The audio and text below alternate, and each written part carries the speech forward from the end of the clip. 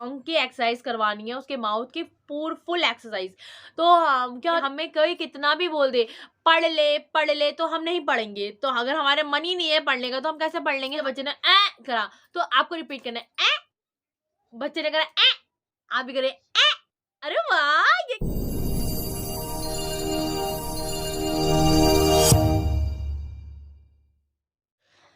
जय बालाजी महाराज। दोस्तों कैसे हैं आप सभी लोग? उम्मीद करती हूँ आप सभी लोग स्वस्थ होंगे। तो फ्रेंड्स आज हम बात करते हैं बच्चों के स्पीच थेरेपी की। मैं आज लेके जो आई हूँ टॉपिक वो है स्पीच थेरेपी का। जैसे कि नॉर्मल आप लोगों ने देखा होगा पहली वाली वीडियोस में कि दिव्यांश जो है वो बोलने में अभी अच्छे से नहीं बोल पाता है। मतलब अच्छे से क्या बोल नहीं पाता है, वो बोल ही नहीं पाता है। अभी वो उसने कुछ ही वर्ड्स स्टार्ट किए हैं। जैसे कि मैं उसको ABCD पढ़ाती हूँ तो वो ABCD के जो अक्षर होते हैं उनको सिर्फ साउंड दे पाता है। जैसे कि A फॉर एप्पल बोलते तो वो बोलते हैं ए, बी फॉर बॉल को बोलेंगे मम मम, सी बम बम बोलते हैं बम, और सी फॉर कैट को म्याऊ म्याऊ, इस तरीके से।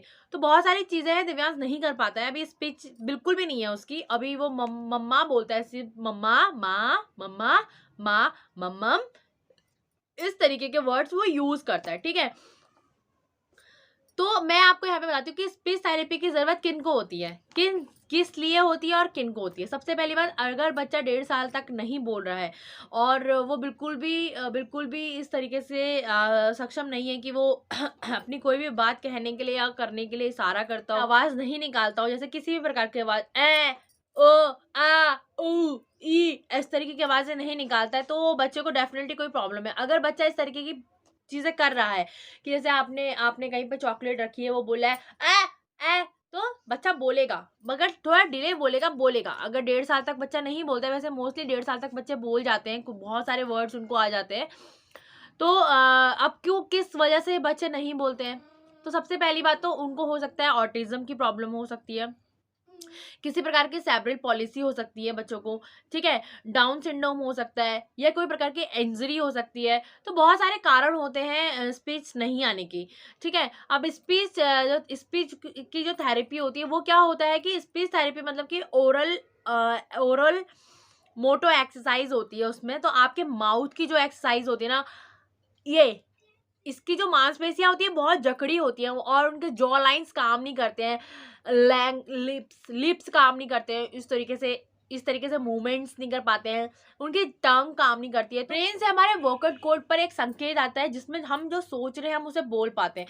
तो उस तरीके के संकेत उनको नहीं मिल पाते हैं, इस वजह से उनको प्रॉब्लम होती है। मतलब कि जो बच्चे होते हैं उनको स्पीच करने में प्रॉब्लम होती है। तो वोकल कोड तक संकेत ना आने की वजह से बच्चा नहीं बोल पाता है। साथ में इसमें एक्सरसाइज के थ्रू हम बच्चों को उनकी जो स्पीच है वो इंक्रीज करवा सकते हैं, उनको बोलने में हेल्प कर सकते हैं। तो आपको बच्चे को किस तरीके से बच्चे की हेल्प करनी है, तो यहाँ पर मैं आपको ओरोमोटो स्किल्स के बारे में बताने जा रही हूँ। ओरल मोटर स्किल्स जो है वो है आपकी मौखिक संरचना को विकसित करने के लिए की गई गतिविधियां, मतलब कि एक्सरसाइज। ठीक है, यहाँ पर आपको क्या करना है कि आपको अपने बच्चे के साथ बैठना है और उसके जो है ये जॉ लाइन्स, उसकी लिप्स, उसकी टंग की एक्सरसाइज करवानी है, उसके माउथ की फुल एक्सरसाइज। तो क्या होता है, मसाज भी करते हैं हम इसमें बच्चे की, जैसे कि अप एंड डाउन इस तरीके से एक्सरसाइज होती है। ठीक है, उसके बाद बच्चे की जीभ को कॉटन से पकड़कर अप डाउन किया जाता है। अगर बच्चा सक्षम नहीं है खुद से करने के लिए तो उन बच्चों के संग थोड़ा सा जोर जबरदस्ती करनी पड़ती है। अदरवाइज अगर आपका बच्चा कर रहा है तो आप उसको थोड़ा एक्साइटमेंट के साथ शीशे के आगे बैठ के खुद भी कीजिए, आप भी कीजिए। अगर आपकी फैमिली में कोई फैमिलियर है जो फ्रेंडली बिहेवियर वाला है तो आप फैमिली को भी इन्वॉल्व कर सकते हैं, अपने पेरेंट्स को इन्वॉल्व कर सकते हैं, अपने हस्बैंड को इन्वॉल्व कर सकते हैं, बच्चों के छोटे भाई बहनों को इन्वॉल्व कर सकते हैं। तो इस तरीके से उनके संग आप बैठ के ये एक्सरसाइज कीजिए। तो बच्चा क्यों हम लोगों को इन सबको इन्वॉल्व करना है, मैं उसके पीछे भी आपको एक रीज़न बताती हूँ।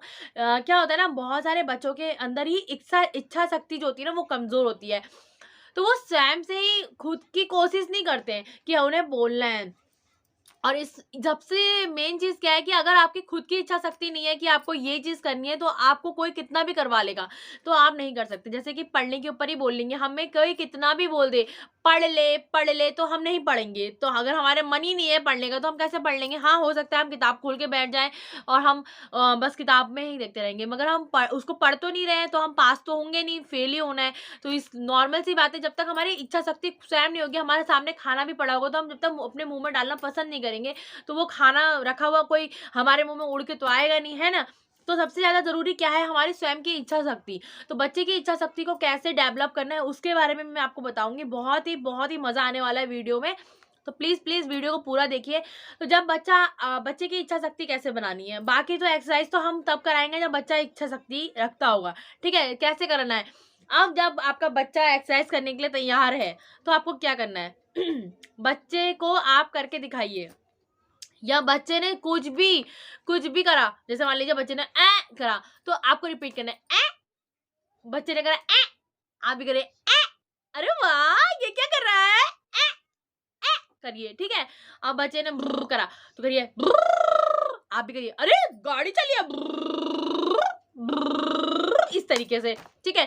बच्चा कोई भी साउंड निकाले ना तो आप उसको रिपीट कीजिए। बच्चे के संग अगर आपने रिपीट किया है तो बच्चा एक्साइटेड होगा, बच्चा कहेगा वाओ ये तो एक गेम हो गया, हमारी मम्मी खेल रही है हमारे साथ, या हमारे भाई बहन हमारे साथ खेल रहे हैं, हमारे पेरेंट्स हमारे साथ खेल रहे हैं, गार्जियंस खेल रहे हैं।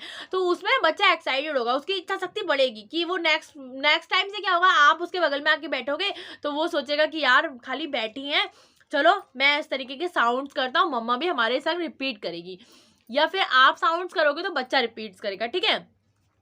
तो अभी क्या होता है ना, मेरी जो मम्मी है, मतलब दिव्यांश की नानी, वो ऐसे करती है ये सा, और इस तरीके की आवाजें निकालती है उसके सामने, तो वो रिपीट करता है इस तरीके से। तो अच्छी चीज है, क्यों, अभी मैं आगे एक्सरसाइज में बताऊंगी कि ये क्यों अच्छा है, ठीक है। और गाल फूल गए, गाल फूल गए, ये सब एक्सरसाइज में आता है, ठीक है। अभी मैं आपको बताऊंगी कि किस तरीके से ये एक्सरसाइज में आता है। अभी क्या हुआ कि अभी बच्चे को कोई भी प्रॉब्लम है तो इस तरीके से हम उनकी इच्छा शक्तियों को बढ़ा सकते हैं, इस तरीके से फनी आवाज निकाल कर। वैसे मोस्टली हमारे बड़े बुजुर्ग इन चीज़ों को मना करते हैं, बैड मैनर्स में आता है, पर जब आपके बच्चा को स्पीच थेरेपी आप दे रहे हैं, स्पीच करवाने की ये प्रक्रिया चला रहे हैं, तो आपके अपने बच्चों को आपको इसी तरीके की फनी आवाजें निकालना जरूरी है, ठीक है। अगर बच्चा हकलाता है, तुतलाता है, या फिर उसको बोलने में ही प्रॉब्लम है, तो इस तरीके की एक्सरसाइज से आपके बच्चे में जो ये वोकल कॉर्ड की प्रॉब्लम है ये सॉल्व की जा सकती है। अभी क्या है, वोकल कॉर्ड जो हमारे मुंह से निकलने वाला ऑक्सीजन होता है ना, वो अच्छे से ब्रेन पे नहीं पहुंच पाता है, तो वहां पर इस तरीके की दिक्कत देखी जाती है कि बच्चा जो है वो स्पीच देने में प्रॉब्लम करता है। देखिए अभी मैं आपको इसके बारे में पूरी डीपली बताती हूँ, ठीक है। तो ऑरल मोटर स्किल्स में हमें पूरी टंग मूवमेंट्स करवानी होती है बच्चे को। कैसे टंग मूवमेंट्स, मतलब कि माउथ की जो भी मूवमेंट्स होती है वो सबसे पहले अप एंड डाउन। तो क्या करवाना है, अप एंड डाउन, हमें बच्चे को माउथ का अप एंड डाउन करवाना है, ठीक है। Up and down, up down, up down, ठीक है। अगर आवाज निकाले तो अच्छी बात है, बहुत अच्छी बात है। यहां से आवाज आ रही है तो आने दीजिए, इस तरीके से, ठीक है। अब राइट एंड लेफ्ट, अब माउथ को राइट एंड लेफ्ट कैसे करेंगे, देखिए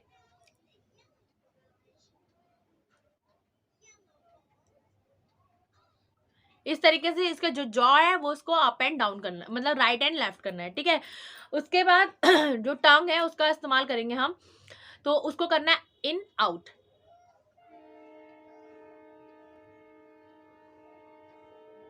अब जीभ को, आपकी टंग को ही अप एंड डाउन करना है। कैसे, मैं क्या करती हूँ, दिव्यांश को शीशे के आगे लेके बैठती हूँ और मैं कहती हूँ बेटा मैंने नोज पकड़ ली जीभ से,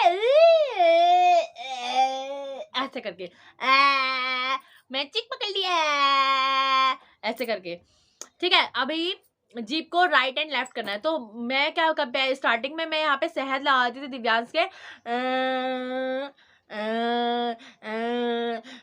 अगर कोई उसको टॉफी पसंद है तो वहां पे टच कर दीजिए और बोले ले ले ले ले ऐसा करके, ठीक है। फिर है जीभ को दांत के पास लेके आना है, ला, हम बोलते हैं ना ला, तो ये ला बोलने के लिए हेल्प करेगा, ला ला।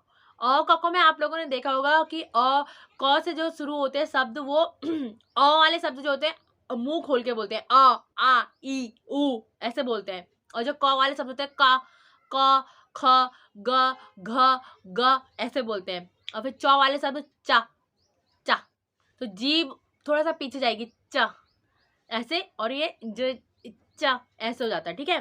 च छ, ज, झ सब ऐसे ही होएगा, मतलब कि आपके लिप्स ऐसे होंगे, ज, झ, झ। नहीं हुआ, आपने कभी नहीं देखा तो एक बार देख लेना जरूर, ठीक है। अब ट, ट, ट, तो आपकी जीभ है ना, ट, यहाँ ऊपर टच होती है, ये भी इस तरफ, ट, ठीक है। अब ठ, ल, ल, ल, व। तो इस तरीके से जो अ क ख के शब्द होते हैं ना, उनको इसी तरीके से बोला जाता है, तो उसमें माउथ बना बना के बच्चों को सिखाया जाता है। तो यहाँ पर उनकी एक्सरसाइज की जाती है। जैसे टा, टा बोलने के लिए बच्चे को थोड़ा सा जीभ के पीछे ले आना है, टा, टा, तो हमें जीभ टच करानी है,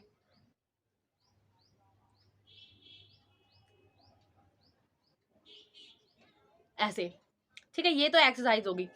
अगर बच्चा खुद करने से सक्षम है तो ठीक है, नहीं तो आप उसको क्या करना है कि आपको एक अच्छी से जो आइसक्रीम की डंडी होती है उससे उसकी जीभ को बाहर निकालना है, और यहाँ पे आइसक्रीम की डंडी को रखना है, ऐसे पुश करना है, ऐसे पुश करना है, ठीक है। उसके बाद क्या करना है, आपको उसकी जीभ को पकड़ना है, सूती साफ कॉटन होना चाहिए उससे, और जीभ को पकड़ के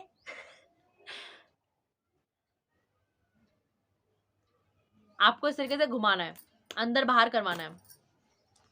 तो बहुत सारी एक्सरसाइज मैंने आप लोगों को भी बता दी है, और आगे भी मैं आप लोगों को बताऊंगा और किस तरीके की एक्सरसाइज उसमें की जाती हैं, ठीक है।